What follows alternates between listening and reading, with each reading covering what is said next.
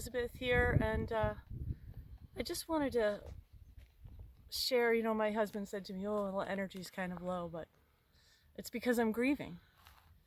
I'm grieving this week, and what really triggered it for me was when I heard that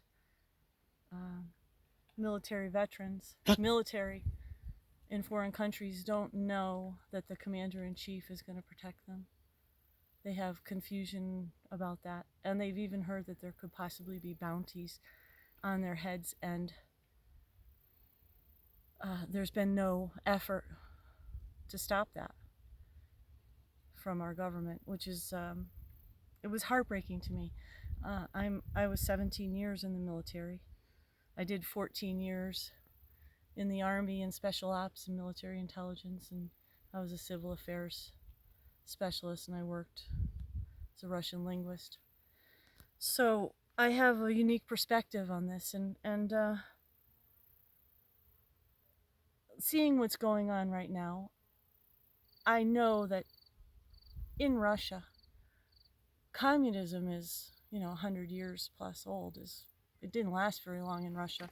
This is a country that had a deep religious history of Orthodox Christianity. And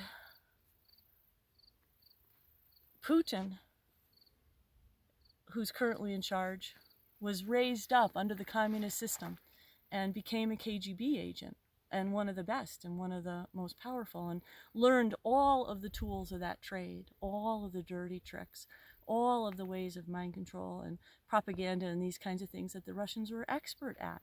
And also trained up in the idea that it's a long game. It's not a short game to destabilize a country. But, he was trained up in that under communism. And then the Iron Curtain came down. And now the country is beginning to turn back to its original historical roots. And a lot of the people who were Christian are now free to practice their Christianity again. And about a decade ago, I suppose, as Putin in power began to re-energize into his own Christian background, he began to repress the people in Russia who had any liberal ideas.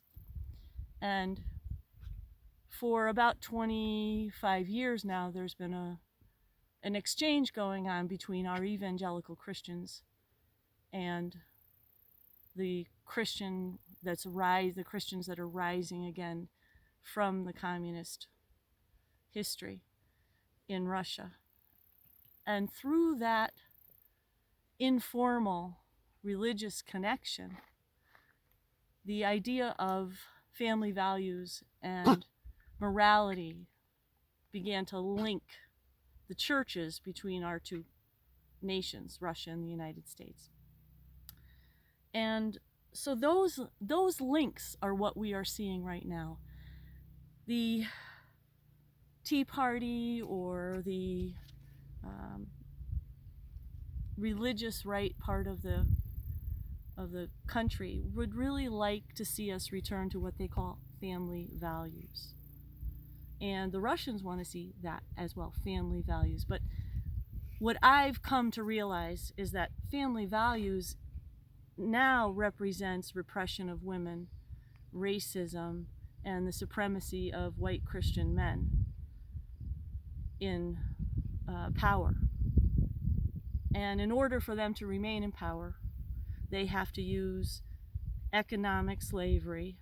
They have to continue the repression of women. They have to continue the story of, the woman being the fall of men, and therefore they must be subjugated. And slavery being okay because the Bible does not condemn slavery in any way. Jesus does not condemn. In fact, the Bible tells you how to treat your slaves.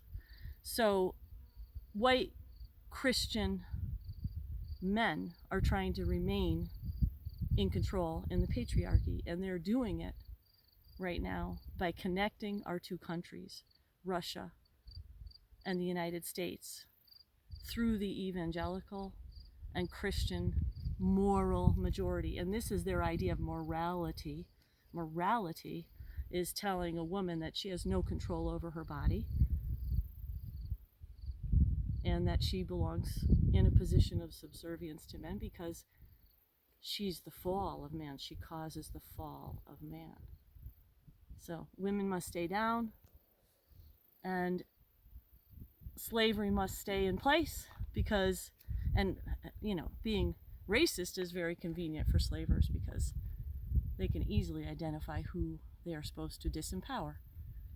Females, people of color. If you want to continue to see this system prevail in the world, it's a very sad day.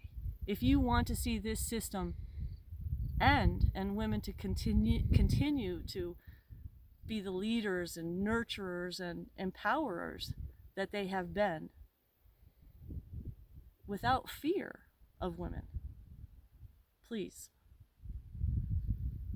consider what's going on between our two nations and how the church is being used as a bludgeon on anyone who would disobey these patriarchal ideas.